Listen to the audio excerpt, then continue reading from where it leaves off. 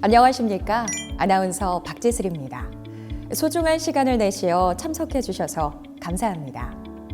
2023년 2분기 정기회의 주제는 북한 인권 문제의 실상과 우리의 과제로 진행합니다. 자문위원 여러분께서 정책 건의 주제 토론을 거쳐서 통일 의견 설문지를 통해 제시해 주신 의견은 종합 정리하여 2분기 의장님 정책 건의에 소중히 반영할 계획이오니 적극적인 참여를 부탁드립니다.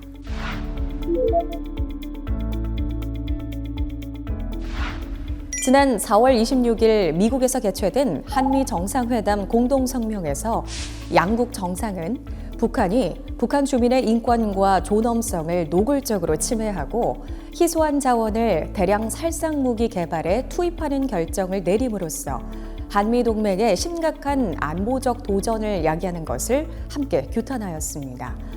그 이전인 3월 28일 국무회의에서도 윤 대통령은 북한 주민의 처참한 인권 유린의 실상이 국제사회에 낱낱이 드러나야 합니다. 민주주의 정상회의와 유엔 인권이사회 등을 계기로 북한 인권 실상이 국제사회에 널리 공개되기를 기대합니다라고 강조했습니다. 오랜 시간이 지나도 개선의 여지가 보이지 않는 북한 인권 문제의 심각성에 대해 국제사회의 관심을 환기시킨 것입니다. 1948년 12월 유엔 총회는 세계 인권 선언을 채택하고 인권과 기본적 자유에 대한 보편적 존중과 준수를 회원국의 의무로 규정한 바 있습니다. 또한 유엔은 1966년 시민 정치적 권리에 관한 국제협약과 경제, 사회, 문화적 권리에 관한 국제협약을 채택하였습니다. 1981년 북한은 이 두 가지 국제인권규약에 가입했으며 1991년부터 유엔 회원국으로 활동하고 있지만 북한의 인권 수준은 매우 열악한 것으로 평가되고 있습니다. 2022년 북한의 인권 상황을 살펴보면 조사 대상 177개국 가운데 가장 열악한 10개국에 포함되는 수준입니다.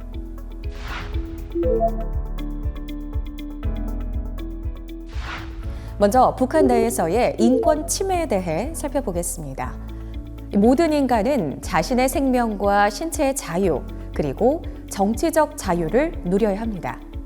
하지만 북한에서는 공권력에 의한 자의적 생명 박탈 사례가 다수 보고되고 있으며 한국영상물시청이나 종교활동 등에 대해서도 최고 4형에 이르는 중형이 집행되고 있습니다. 최근에는 반동사상 문화배격법을 제정하는 등 사상 양심의 자유를 제한하고 있는 실정입니다.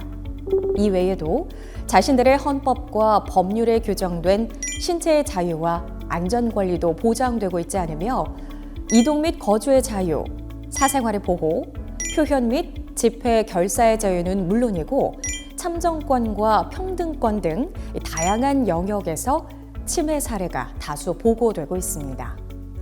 다음으로는 경제, 사회, 문화적 권리 침해에 대해 살펴보겠습니다.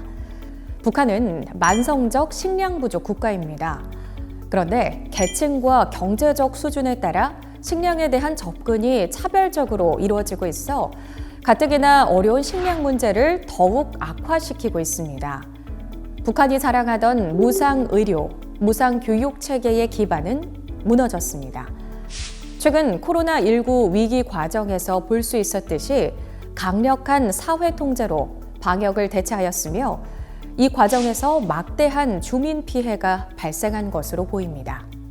이 외에도 주민들의 직장을 강제 배치하고 있으며 직장에서 보수가 제대로 지급되지 않아 주민들은 사적 경제 활동을 통해 생계를 이어가고 있는 경우가 대부분이라고 합니다. 어느 사회에서나 여성, 어린이, 장애인 등 취약계층이 존재합니다. 그런데 북한에서 이런 취약계층의 인권은 더욱 심각한 상황입니다.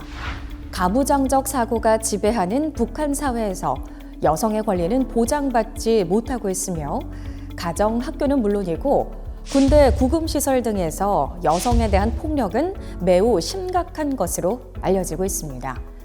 어린이들은 국가와 사회의 보호 배려 대상이지만 아동이 공개 처형된 사례, 한국영상시청을 이유로 아동들이 체포 구금된 사례, 학생들이 노동 현장에 강제 동원된 사례들이 다수 보고되고 있습니다. 또한 북한은 장애인의 존재 자체를 불명예로 인식하고 있으며 장애인의 거주지 이전을 제한하는 등 차별이 만연한 실정입니다. 이 외에도 북한에는 악명 높은 정치범 수용소가 있습니다.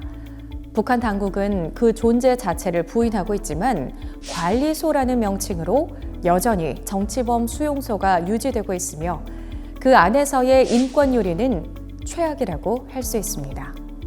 북한 이탈 주민들의 증언에 따르면 정치범 수용소에서는 법적 절차 없이 처형이 이루어지기도 하며 높은 강도의 강제 노동에 시달리면서도 열악한 영양, 위생, 의료 상황으로 고통받을 뿐만 아니라 폭행 및 가혹 행위가 만연한 상황이라고 합니다.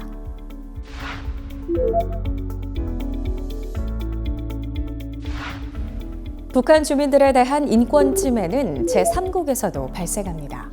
2000년대 후반 이후 탈북을 막기 위해 국경 지역에 휴대전화 전자장벽을 설치하였을 뿐만 아니라 철조망과 감시 카메라가 설치되었으며 국경 경비대가 탈북자들에게 총을 쏘았다는 증언도 있습니다. 북한 형법에 따르면 다른 나라로 도망친 사람들에 대해 이른바 조국 반역죄를 적용해 최고 사형까지 처할 수 있도록 규정하고 있습니다. 또한 김정은 시대 들어서는 탈북 통제 강화의 일환으로 탈북자 가족에 대한 감시 처벌도 강화되고 있는 실정입니다. 중국 등 제3국으로 탈북한 북한 주민들의 다수는 여성입니다. 이들은 강제 결혼을 당하기도 하고 때로는 인신매매의 희생자가 되기도 합니다. 탈북자 강제 송환 과정에서도 다양한 인권 침해가 보고되고 있으며 여성의 경우 그 정도가 더 심한 것으로 알려지고 있습니다. 이외에 북한은 중국, 러시아 등 40여 개 이상 국가의 노동자들을 파견해 왔습니다. 이들은 과도한 장시간 노동에 시달리는 것은 물론 과도한 상납금 부과와 중간 관리자 임금 착복 등에 시달리고 있으며 북한 당국에 의한 강력한 감시 통제하에 놓여 있습니다. 대북 제재가 강화되면서 해외 파견 노동자들은 크게 줄었지만 북한은 다시 노동자 해외 파견을 준비 중인 것으로 알려지고 있어서 해외 파견 노동자 인권 문제도 지속적 관심이 필요한 사안이 되고 있습니다. 분단으로 발생한 이산가족 문제는 시간이 지나도 해결되지 않고 있으며 이산가족들이 점차 고령화되면서 이들의 시간이 점차 줄어들고 있는 것은 매우 안타까운 일이 아닐 수 없습니다.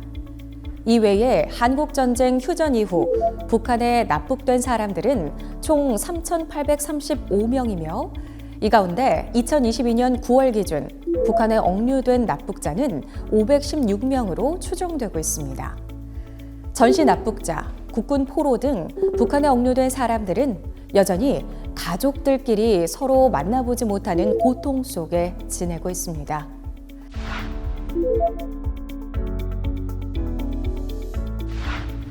최근 다양한 조사에 따르면 우리 국민 대다수는 북한 인권 문제의 심각성에 공감하고 있으며 북한 인권 개선을 위해 국제사회와의 공조가 필요하다고 인식하고 있습니다. 우리 국민들의 대북 통일 인식을 선도하는 민주평통 자문위원들도 북한 이탈 주민 등 우리 주변의 소수자와 약자에 대한 배려 등 생활 속의 인권 개선과 인권 의식 제고를 위해 노력해야 하겠습니다. 또한 북한 인권 문제에 관심을 가지고 국내는 물론 국제사회에 북한 인권의 실상을 알리고 북한 사회를 보다 개방적이고 다원적 체계로 변화시키려는 노력에 적극 동참해야 하겠습니다. 이상에서 살펴본 바와 같이 북한 인권 문제는 매우 심각한 상황입니다. 우리 주변에는 이산가족, 납북자 가족, 국군 포로 가족 등 분단의 상처에 노출된 사람들도 다수 존재합니다. 지속적 관심과 노력을 통해 북한 인권 문제가 개선될 수 있기를 기대합니다. 경청해 주셔서 감사합니다.